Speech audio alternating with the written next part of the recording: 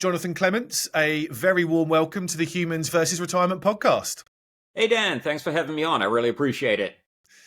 Can't wait. Thanks for coming on. And I know you're a busy man, and I can't wait to have this conversation because a lot of what you do, what you write about on Humble Dollar, your fantastic website, is a lot to do with where I sit every day in kind of looking at a modern day retirement. So yeah, really can't wait for this conversation. What I'd love to do is, I think your background's really interesting, Jonathan, and for people listening in, they hear a bit of an American twang, quite a bit of an English accent coming in there.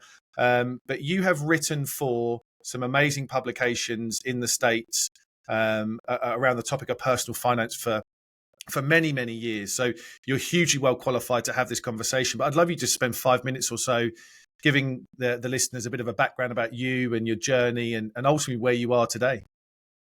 So I was born in London, and when I was 3, my parents moved to Washington, D.C. My father had actually been a financial journalist. He'd worked for the Telegraph, he'd worked for the Financial Times, but he moved to D.C. to join the World Bank, and that's where he worked for the next 20 years.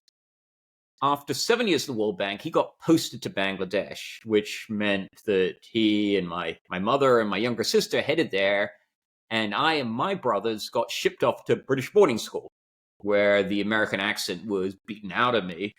And I ended up spending, or maybe I should say serving, 9 years at a British boarding school. I went to university in England, started working there, and after a year of working in London, I realized that the pay for junior reporters in London was pretty much poverty level. And at that point, I moved to New York and started working for a variety of publications. I was at Forbes magazine for 3.5 years. I then spent almost 2 decades at the Wall Street Journal. For my sins, I went to the dark side for 6 years, or at least that's what my friends call it. I worked for Citigroup for 6 years as the director of financial education for their U.S. wealth management arm. And then in 2014, I got sick of getting paid a whole lot of money, so I quit. And for the past 10 years, I've really been doing my own thing. And that's been a whole bunch of experimentation, trying this and that. I've written some books. I tried teaching. I was involved in a financial startup. I did some consulting on Wall Street. Today, my life revolves around 2 things. I do a monthly podcast with Creative Planning, a large investment advisor here in the US. I do a podcast with the president of the firm, Peter Malou. But the bulk of my time is devoted to this website, Humble Dollar, that I launched 7 years ago. The site has evolved over the years, but as you suggested, Dan, in your intro, the site today is predominantly geared towards those near or in retirement, and it explores not just the financial aspects of retirement, but also a lot of the sort of emotional, psychological aspects. What is it like to be a retiree? Because as we know, retirement is not just a financial question. It's also a question of what's going to make for fulfilling retirement, what's going to get you out of bed in the morning, what's going to make you happy. Obviously speaks directly into everything that I talk about. And one of my most downloaded sketches is one that I've put kind of retirement is more of a human problem than it is a maths problem. And the trouble is there's such a huge focus on the numbers that a modern day retirement is, I think, neglected when it comes to people really focusing on the human element of this. And we're going to really touch into this because you've written some amazing articles. You've got some amazing guest writers on your site as well that have written some amazing articles. So I can't wait to tap into this with you. I think on 2 fronts, Jonathan, really, you've obviously done what I would define as a maybe a retirement, but definitely a life transition 10 years ago when you left your very well paid job with all the purpose around what work gives you to go out by yourself and do your own thing. And obviously that journey may have taught you some things around what a big life transition looks like. So in your personal experience and your vast experience in writing about personal finance and retirement, on 2 fronts when it comes to challenges and risks. What do you believe are some of the biggest financial challenges and risks in a modern day retirement? And then off the back of that, what do you believe are some of the biggest kind of human risks to retirement? And I'm sure we'll go off in many directions based on your answers. So I think the number one financial risk, Dan, is longevity risk. This risk that, we're going to live longer than we ever planned for. People today, if they retire in their early 60s, they could easily live 3 decades or longer. And that, of course, is a huge financial question. How are you going to make sure that you don't outlive your money? And that probably is the number one issue that the financial planning industry, the investment advisory industry is focused on. And it is indeed a crucial question. But I think on the human side, one of the issues is that people seem to be remarkably pessimistic about their life expectancy. I see over and over again that people are inclined to spend heavily early in retirement because they think that then they're either not going to be around later, or they're not going to particularly, appreciate the money later because they're just going to sit around and watch TV and eat cheese doodles. Second, people are remarkably reluctant to pay up for guaranteed income. They won't delay their, government pension to get a larger payout. They won't buy immediate fixed annuities so they have more guaranteed income. All of these questions, all of these sort of responses to the longevity risk put them at risk financially. But I think there's also a sort of an emotional risk here, which is that people, retire in their early 60s and they say, well, it's not going to be that long. I'm not going to, live much longer. And so they don't set out to have a purposeful retirement. They set out to have fun. And there is a limit to how much, as humans, we really enjoy fun. Yeah. There are sort of two different types of happiness. There's this sort of happiness where you go down to the pub and you have a couple of pints with your mates. And there's the sort of happiness that comes from doing activities that we find fulfilling, that gives us a sense of purpose, that we feel are important, that we're passionate about.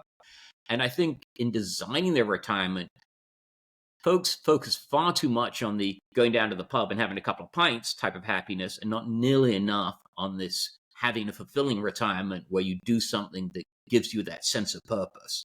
No, I couldn't agree more. I often hear, I play a lot of golf, and I play a lot of golf with people that are retired in brackets, and the common feedback is that actually my retirement's just ruined my love for the game, because the game has come more like a job than it was a hobby before. Right? I'm playing too much, and my job now is 3 days a week playing golf, and I don't, so again, it's that thing. I think what's really interesting about what you said is that the maths equation has taken over people's desire to explore fixed term annuities. So people have gone, oh, rates are low, there's no point me doing it because the maths don't add up. Yet what they have neglected, in my opinion, and I'd be interested to hear your thoughts on this, is actually the behavioural and emotional impact that a fixed income can give you, and actually taking away, effectively you're insuring away that living too long, aren't you? That's kind of what you're doing with these things. I think it's really interesting that people have decided to put the numbers over the fact that these annuities could give them much more comfort and security in retirement. Do you see that? No, absolutely, Dan. I think there are a couple of interesting aspects of this. One is that, we know retirees who have guaranteed income, such as a pension, tend to be happier. So people can go out and, if they don't have a pension, buy their own pension, take part of their savings and use it to buy an immediate fixed annuity that's going to give them income every month. And that regular income can give them that sense of financial security, which is crucial to happiness. And yet, bizarrely, people will spend 30 years working at a job they hate in order to qualify for a healthy pension. And yet they won't actually take their own money upon retirement and use it to buy the same thing. I mean, what does that say to you about how we value time versus money? That we're willing to devote those 30 years to a company that we don't care about just to get that pension. We certainly aren't going to spend our money to get that same income stream. But the other thing that I think people fail to mention and think about is that if you do have that guaranteed fixed income, it actually frees you up to be much more aggressive with the rest of your portfolio. I suspect we'll touch on this later, but everybody has some mix of I want to die broke versus I have this huge bequest motive and I want to leave a lot of money to my kids and I want to leave a lot of money to charity. And we all find ourselves somewhere on that spectrum. If you have some sort of bequest motive, if you want to ensure that your portfolio grows over time, the number one thing you can do is to invest heavily in the stock market, some broadly diversified index funds to capture that long run returns. So what, as a retiree, is going to free you up to make that sort of commitment to the stock market? And the answer is having guaranteed lifetime income. So buying that immediate fixed annuity may sound like you're sacrificing your wealth because you're writing this big check to the insurance company, but unless you keel over tomorrow, the long run result is that you're probably going to end up with more wealth at the end of your life. Mm. And also, Jonathan, again, I'd be interested to hear your thoughts on this. I think on a couple of other fronts, what happens there in my experience is that you free up, as you said, to be a little bit more aggressive with the portfolio. Aggressive is probably maybe not the right word. You free up to invest your money in a way that makes sure that you retain future purchasing power. So the other big thing is inflation. So if you've got some guaranteed income, then you should be more inclined to invest in a way that you should invest anyway to help with, inflation protection and future purchasing power. Because I see a lot of people neglect that side of thing. I need to kind of have an amount of bonds, this old adage of age in bonds and all that rubbish that gets spouted off. And all you're doing is that you are neglecting your future self and putting more reliance on your family and the state and the government to look after you in later life, because things absolutely will get more expensive over a 30-year time period. So not only will it allow you to do that, but I also think it might allow you to be a little bit more aggressive in your spending. So, in those kind of go-go years, in the time when you are as healthy as you're going to be and as time rich as you're going to be and as energized as you're going to be, then having some security around your guaranteed income can often, in my experience, these people feel like they can spend a little bit more discretionary money and they can go on the thing and enjoy their time a little bit more. Have you kind of seen that? And is that a trend that you see kind of as you write about this stuff?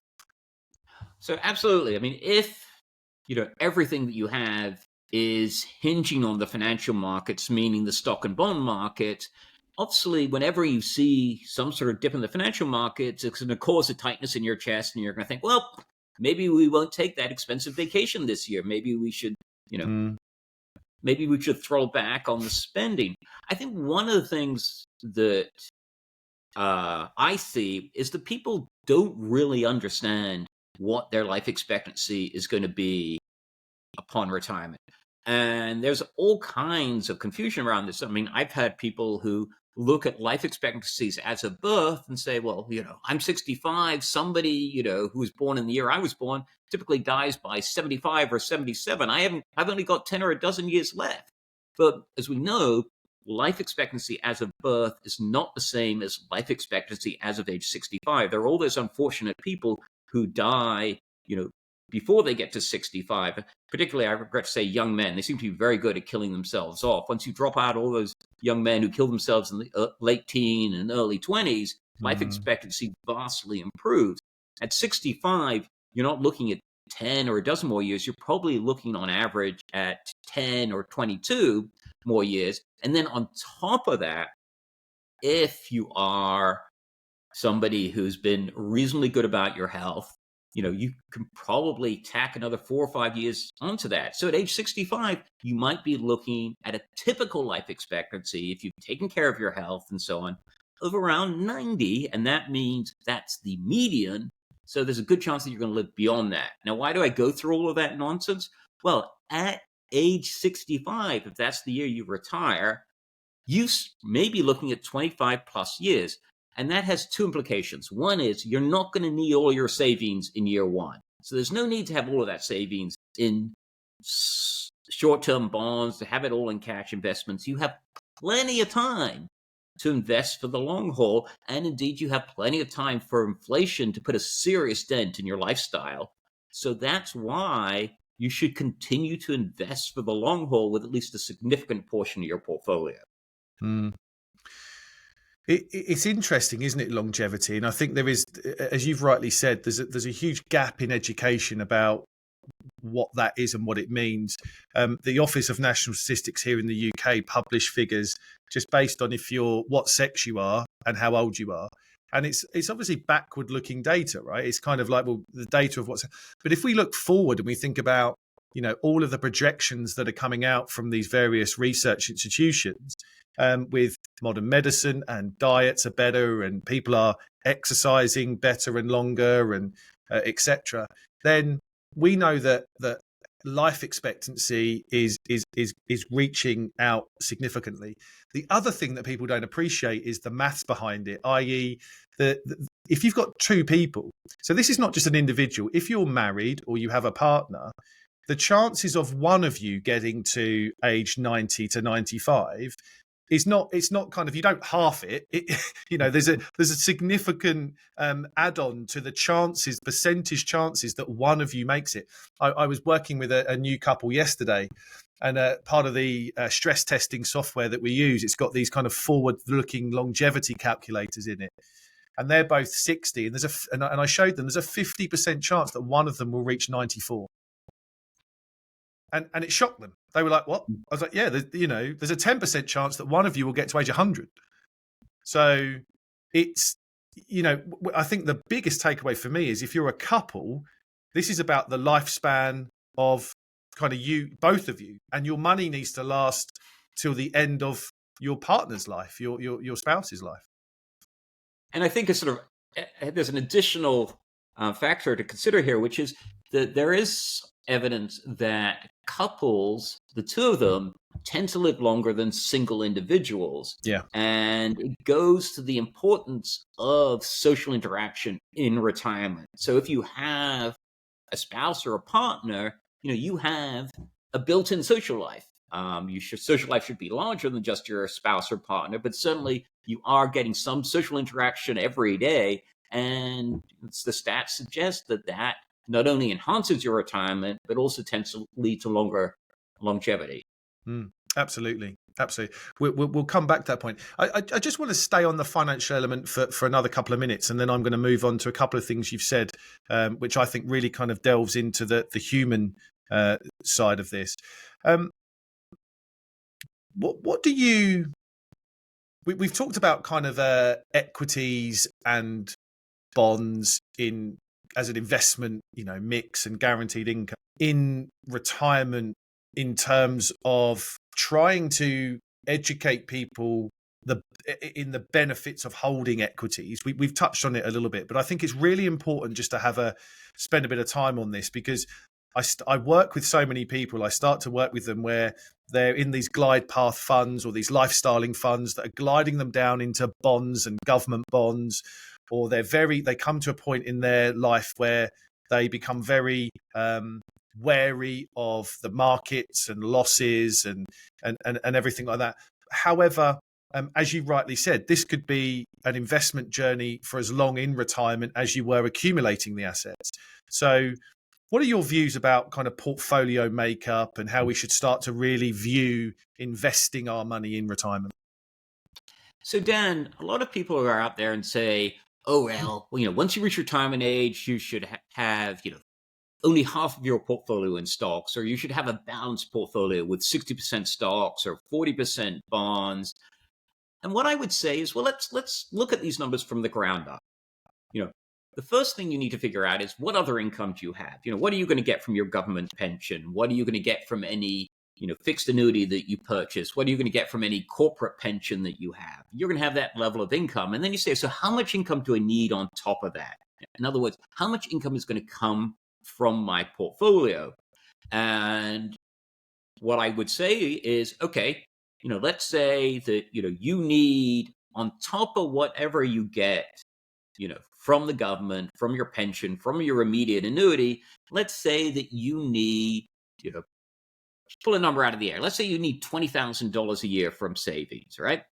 So I would say, well, you should probably have at least 5 times that set aside in cash investments in short-term bonds. So 5 times 20,000, that's $100,000, or £100,000 if you're in the UK. All right, so that's what you need to have in super conservative investments.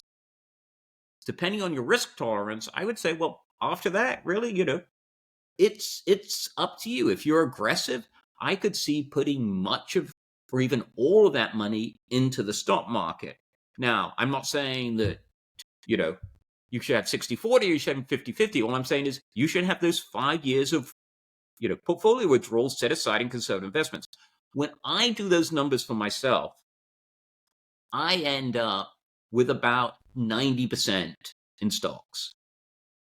And in fact, I have about 90% in stocks. I'm 61 years old and I have 90% in stocks because I look at the numbers and I'm only going to need about 10% of my portfolio in order to cover my living expenses over the next 5 years, once I stop working and once I start taking my US government Social Security pension. I mean, is that crazy? Well, for a lot of people, yeah, that would be way out on the risk spectrum. But when I look at my finances, having 90% in stocks actually makes total financial sense. And given that it's important to me to have significant money to give to my kids and to bequeath to charity, it strikes me as a rational strategy. It's really interesting. In a lot of the work we do around looking at structuring a portfolio or assets for income, cash is so important, and I think, and so we, very similar to you, Jonathan, what we look at is we go, well, you need about 1 to 2 years worth of expenditure sitting in cash. Because if you are taking money from an invested pot, then you want the ability to not take that and go to cash. If we start seeing the sequencing risk of return that I've talked about on the podcast before, you don't want to be taking your money out of a falling market, particularly in the first 3 to 4 years of your retirement, because you can hurt the longevity of the pot.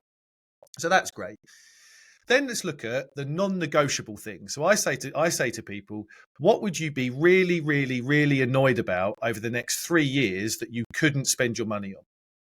What if there was a 5, 10, 15% fall in the market, you would be hesitant, as you said about 10, 15 minutes ago, hesitant to go, yes, I can do that.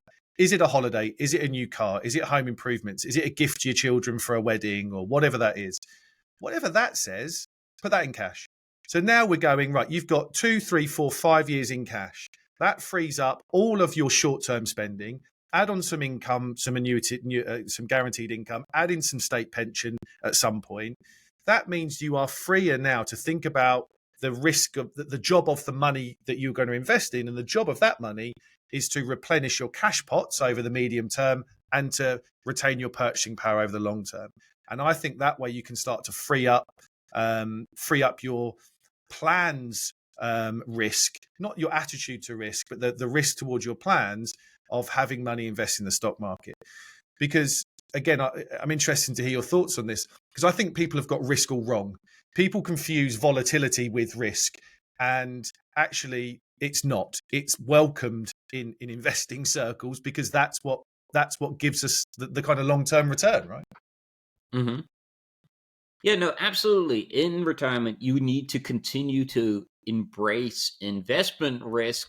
And, investment risk is conventionally measured using volatility. But I would argue that, the much bigger risk is this risk from of longevity, that you're going to outlive your savings. There is this risk from inflation. Even modest inflation over 30 years will cut the spending power of your portfolio in half if it's not growing.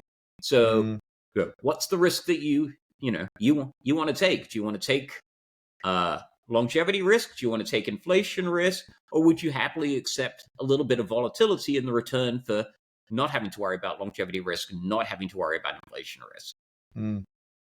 Yeah, and in the analysis that we do on the portfolios, over a 20-year time horizon, the only asset classes that have lost you money, or the only portfolios that have lost you money, are those that are invested more in bonds than equities.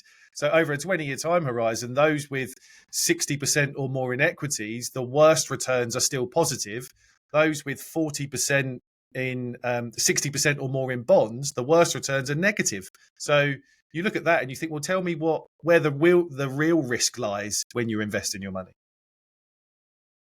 I think one of the things that we're sort of dancing around here is this notion of, how long retirement really is. I mean, when, my grandparents' generation retired, retirement was maybe a 10-year endeavor. Inflation wasn't a big deal. You didn't need to worry about whether your assets were going to be eroded by inflation. Today, we're talking about much longer time periods. Yeah, there are always those unfortunate individuals, who die in their late 60s. I mean, yes, that's obviously a risk.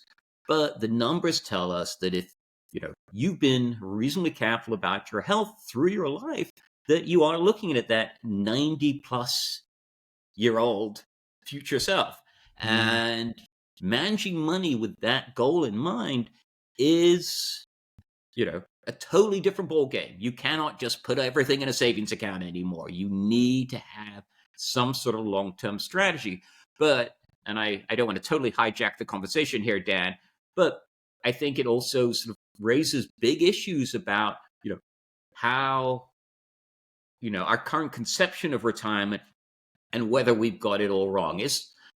Are we really hardwired in order to, spend 25, 30 years sitting around doing nothing for the rest of our life? I think that the conception of retirement, we, bust our ass for 4 decades in order that we can spend 3 decades sitting around doing nothing, is completely absurd. And that we actually need to totally rethink this conception of retirement. And I think the one thing that we should put back on the table that a lot of people have taken off is this notion that maybe you should keep working, at least part-time. Yeah. Look, I mean, I had a great conversation with Carl Richards, and he's got this notion that retirement is a flawed concept. And that's the whole part of this point of the work that I do on a daily basis with the clients and with this podcast, right? The humans versus retirement. We've kind of got this vision of what retirement was, and life has moved on so much, right? As you said, it's only a generation ago that people retired with a final salary or defined benefit pension, and all of the risks around markets and inflation and spending and longevity were not even on the agenda then. And so I think, rightly as you say, the whole notion of retirement needs to be revisited. I'm going to come back to the work bit in a minute with you, because I think it's a really important point. I know you've written about this. I want to bridge the gap though with you between now the kind of financial risks and challenges and the human risks. So I'm going to go into a topic that I think is a bit of both. And then we'll go into more about the human. But you wrote an article recently called Retirement Roulette, which I really, really loved. And in that article, you discussed the challenges of kind of generating an income in retirement that's going to last a lifetime. And you highlight 7 issues that will affect everyone in different ways. And I think the premise of that article is that there is no one way to do this. We've talked a lot about investing money, but one of those things is about generating kind of income. I'd love you to talk about those 7 issues that you highlighted and go into them in a bit more detail. So I think I'll kind of mention them. I found it fascinating reading it. Kind of, it's about the kids. It's how optimistic we are, the risks that we hate, the income that we want, whether to work, which is what you just said, when to spend, when we start to slip. And so I think that, it's really interesting as a framework to think about how we uniquely think about what's required for us as an income. So, some of these we've already touched on, Dan. For instance, the first one about the kids. This is about this notion of a quest motive, do you want to have a substantial sum left over at the end of your life to give to charity or to give to your children? For some people, the answer will be no. They're happy to, die broke if that's at all possible. But for others like me, yeah, I have a huge bequest motive. I want to be able to help my kids, and I want to be able to, pass a significant sum to charity. And that varies how I manage my money versus other people. Clearly, if you have a strong bequest motive, you're going to be more careful about spending, but also, you probably want to invest more in the stock market in order to see your portfolio grow over time. So yeah, that's a big issue. And I think it's one of the things that people should put first and foremost when they think about, okay, what's my retirement income strategy going to be? Absolutely. Yeah. And then we've mentioned about the kind of how optimistic you are about life. I read something really interesting that if we kind of carry our emotions into retirement, we kind of carry those. So if we're not particularly optimistic before retirement, we can't just click our fingers and be eternally optimistic after retirement. So I think kind of our emotional makeup is a big part of kind of a challenge in generating an income, right? Sure. I mean, people who are not optimistic about their life expectancy are going to be more reluctant to delay taking their government check. They're going to be more reluctant to annuitize part of their savings. Clearly, if you are optimistic about your life expectancy, you are more likely to annuitize and delay that government pension. One thing that people should realize is that, when we think about life expectancy, we tend to look to our parents and our grandparents. But actually, the research says that genetics is only a small part of the equation here, that just because your grandparents died young or your parents died young doesn't mean that you will too. So don't make big bets based on that family health history. Yeah, really interesting. Let's go into a bit more detail then about whether to work, because I think it's a really interesting subject, and one of the 7 issues that you've commented on about kind of income. So let me offer you this, Dan. Yeah. We sit here and we're having this conversation and we talk about all of these challenges that retirees face. That they need lifetime income. They need protection from inflation. They need to protect themselves from the volatility of the financial markets. They need to have a sense of purpose in their lives. They need to have regular social interaction. So, why do people need all of these things? Because they don't have a job, right? The problem with paying with retirement is you don't have a paycheck anymore. You don't have a job to go to. You don't have the camaraderie of the office. You don't have that sense of purpose that a job that you enjoy can provide. Mm-hmm. And I would say that, you want to solve the retirement puzzle? Keep working.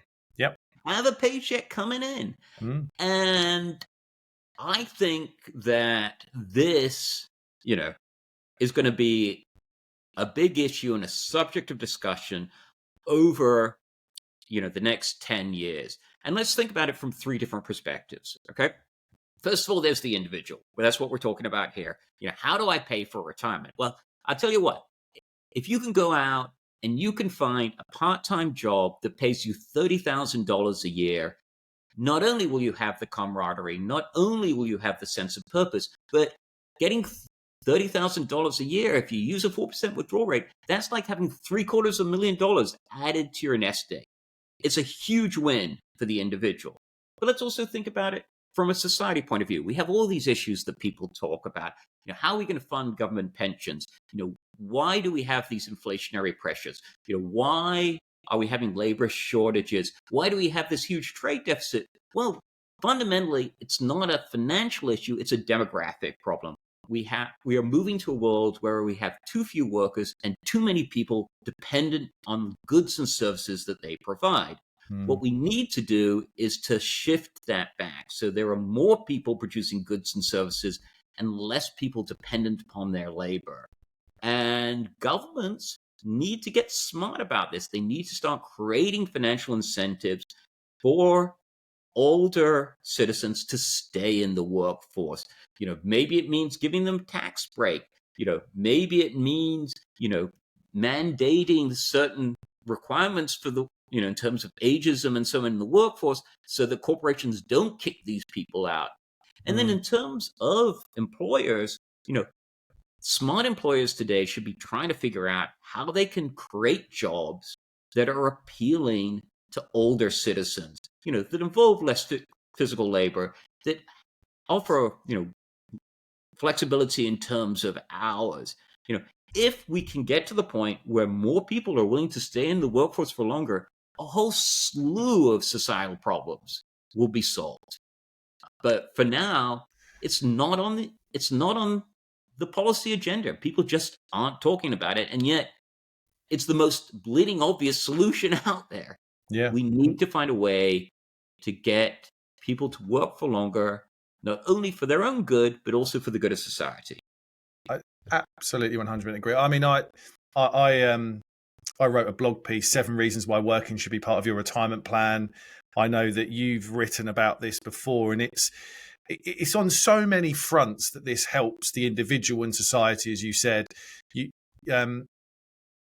I see it a lot where people are almost stepping back from the workforce in their prime, right? They've got so much knowledge and wisdom and energy still to give, and the young people are missing out on being kind of mentored, whether it's officially or non-officially, but by people with so much to give back to them. And not only that,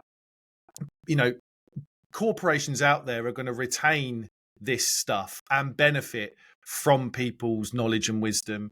And then the individual, you mentioned actually in some of the things that you've written, and I've done the same, about you're getting back things that you lose, right? I think a lot of people forget the things that they're losing when they stopped work. So stuff like income, identity, purpose, structure, status, sense of community, the water cooler conversations, and everything that you get with it. And I think it, as you said, it just solves to me a lot of problems. The definition of retirement needs to stop. It wasn't that long ago, right? And you might know when this was in terms of years, but it wasn't that long ago that it was actually mandated to stop work, right? There was a forced retirement date, and we're not talking hundreds of years ago here. So we need to change the attitude. Working, in my opinion, should be part of everyone's retirement plan. It might mean that you change career. It might mean that you go and do something that you've always thought about doing. And it doesn't mean you do it 5 days a week, 40 hours a day, right? So I think we all need to kind of make sure that we understand that. I really want to touch on just those losses with you. Is there one or two of those 7 losses that you mentioned, income, identity, purpose, structure, community, relevance, and power, that you think is really relevant just to bring up and spend 5 minutes on to talk about? Well, I think they're all important, but I think this, one, the notion of identity is important. I mean, who of us out there really wants to go, to a party when people ask, what do you do? And you say, I'm a retiree. I mean, people's identity from their work is hugely important. And when you go from, being, I'm, an engineer, I'm a lawyer, to being, I'm a retiree, it's a letdown and it's a psychological blow. And certainly, I find myself resting on my past laurels. When people say, well, what do you do for a living? I was like, well, I used to work for the Wall Street Journal.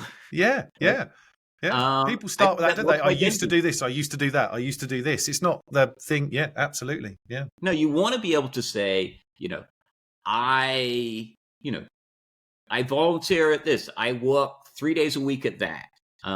You need that identity and sort of twin with that identity. And I think this is probably, even more important, is we do need, that sense of purpose in life. We do need that reason to get out of bed in the morning.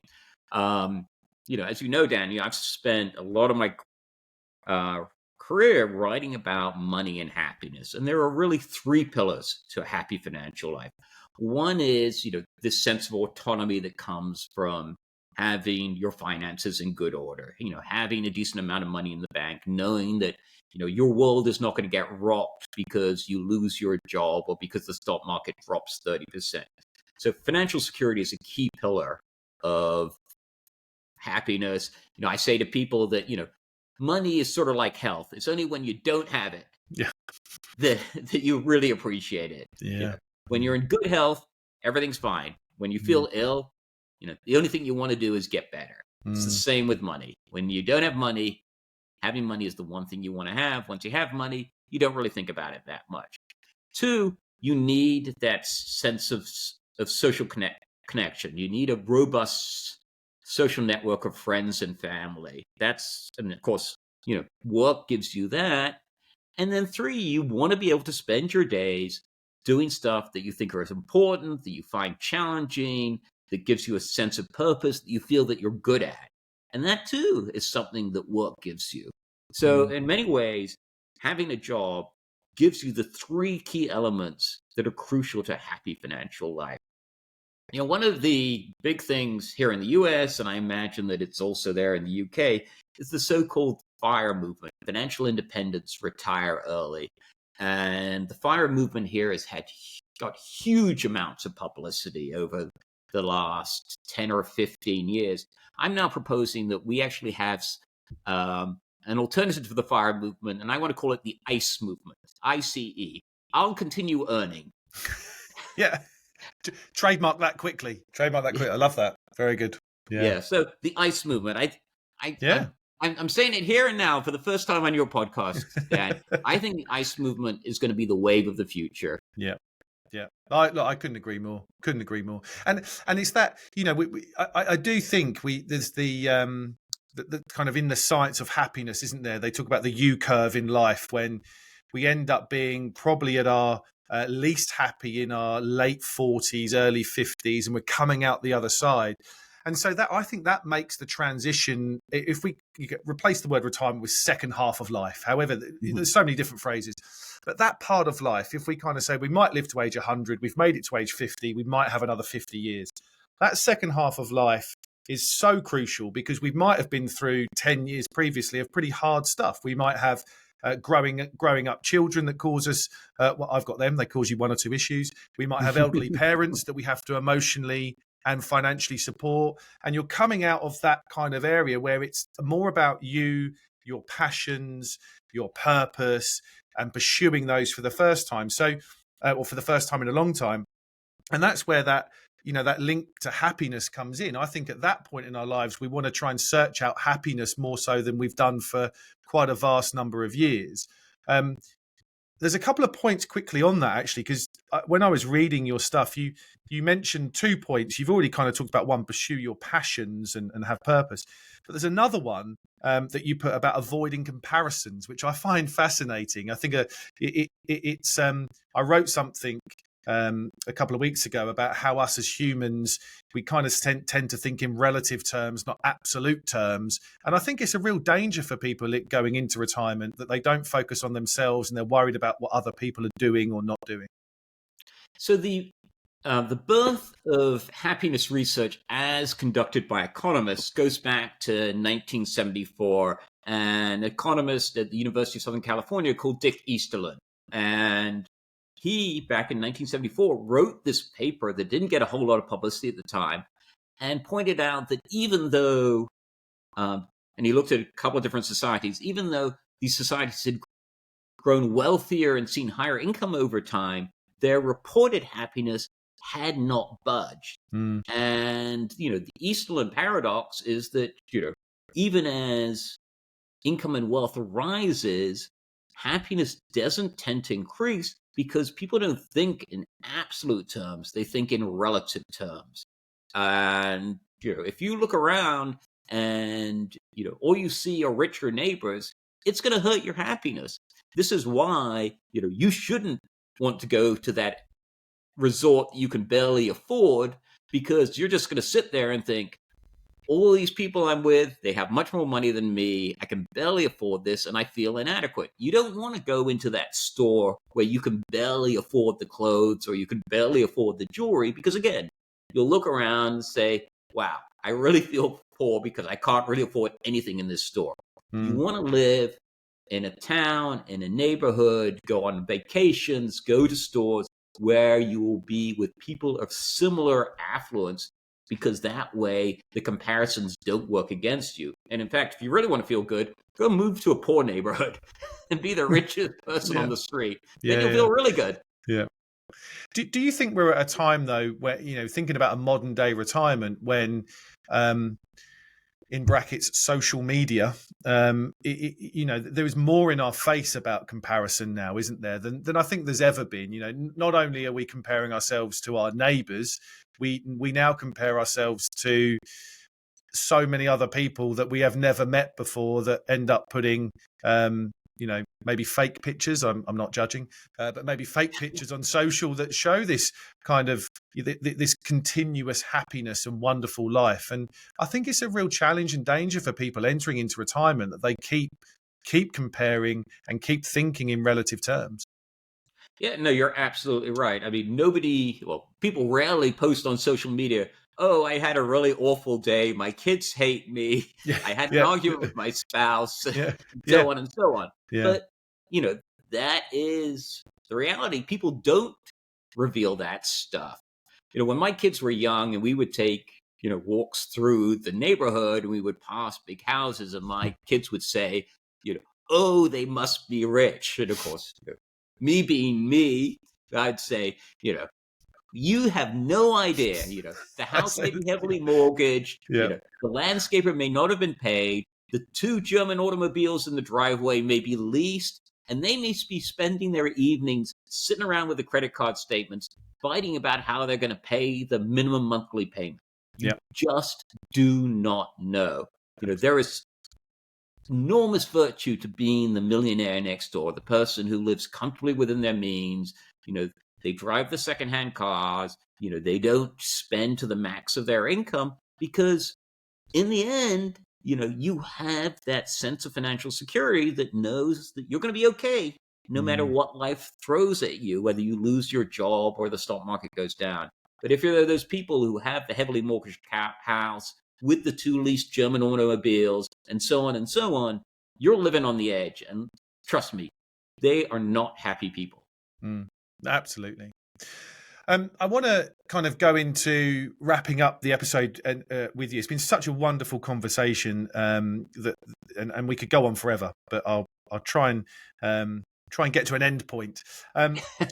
You penned a great article, and I think it's really relevant to everything that we've talked about, called Second Childhood. And I talk to a lot of people about this, people I work with, and I've done some sketches and written a little bit about this, but nowhere near kind of what you did. But this kind of, I think, for the first time since we were children, since we enter a period in our life that we can be childlike again. We can be curious, we can explore. I'd love for you just to spend a couple of minutes on that and get your views as we wrap up, because I think it's such an important framework and a wonderful way to start thinking about our retirement. So, Dan, in many ways, I have been precocious my entire life. When I got out of college, I was the kid who swore he would never get married, he would never have kids. Within a year I was engaged, within 2 years I was married, within 3 years I was a father. And so I didn't have that sort of typical 20s where you went bar hopping and you had very few concerns. I went straight into adulthood with all the financial worries and all the parenting that goes with it. But the flip side of that was, by the time I was in my early 50s, I was done raising kids. My kids were off at college, and I was able to have this second childhood, a second childhood that for many people doesn't come until their 60s. So I've spent the last 10 years pretty much doing what I want. And, I've tried all kinds of stuff. As I mentioned earlier in the podcast, I tried teaching. I was involved with a financial startup. I wrote a number of books. I did some consulting. I gave some paid speeches and so on and so on. And I think there's a couple of things that I would suggest to listeners about this. First is, you do not really know what is going to make you happy. You need to do some experimenting. So when you get into early retirement and you're trying to figure out what to do, don't assume that you know until you try it. So I thought that I would love teaching, and I signed on to be an adjunct professor at a small private university teaching personal finance. And I'd always loved talking about personal finance. I'd always loved giving speeches. And what I discovered was I hated teaching. I just was not good at it. The kids, I just couldn't get the response from the kids. It wasn't what I thought. And so I would say to people heading into retirement, you should think of these early years as a period of experimentation. And it may take you a few years to figure out what it is that's going to make your retirement fulfilling. But the second thing, and this was not really part of that article, but I will mention it here because it sort of comes back to a lot of the stuff that we've been talking about, Dan, which is at this point, I've settled into this groove where I run this website and I make a certain amount from advertising revenue. And I also take donations on the site. And then I also do a little bit of work for an investment advisory firm. And the money I make from these various ventures, plus the royalties from books, basically means I don't have to tap my portfolio. And, I, at this juncture, have no intention of quitting any of this stuff. I plan to carry on, running the website and, writing books and doing work for this investment advisory firm for as long as I can. Why wouldn't I do that? One, it's a huge financial bonus, but two, it makes for a fulfilling life. It gives me a sense of purpose. It is the reason, that I got out of bed this morning at 4:30 a.m. because I was excited to get started on the day. And my plan and my hope is that continues to be the case. That is a wonderful place to wrap this up on. Jonathan, you do some amazing work. You've written some amazing books. You penned some brilliant articles, and you've got some wonderful writers on Humble Dollar. Where can people search you out? I'm going to put all the links into the show notes to Humble Dollar and the books, but give the people the places where to go to search you out and find out all the wonderful work you do. Oh, it's very easy. All you have to do is go to humbledollar.com. The site today, I put up maybe a dozen articles every week. We put out 2 weekly newsletters. It's all free. The entire site is free. As I just mentioned, the way the site is funded is through donations and through a little bit of advertising revenue. We don't do any of the blogging games with sponsored content or sponsored link or affiliate marketing. It's all very transparent, and it is, for the user, completely free. So stop on by. If you like what you see, that's great. If it's not for you, that's fine too. But have a visit. Yeah, wonderful. I'll put all the links into it because there's some brilliant stuff on there. Absolutely brilliant. Jonathan, that just leaves me to really kind of extend a massive thank you for taking time out of your day and sharing your knowledge and your wisdom and everything that you've experienced so far thinking about your retirement. And I know you're going to experience lots more as you do all this wonderful work and continue doing it. So a massive thank you for joining us today. Oh, thank you, Dan, for the great conversation. It's been fun talking to you. Awesome. And that just leaves me to thank everybody once again for listening in to the Humans versus Retirement podcast. Until next time, take care.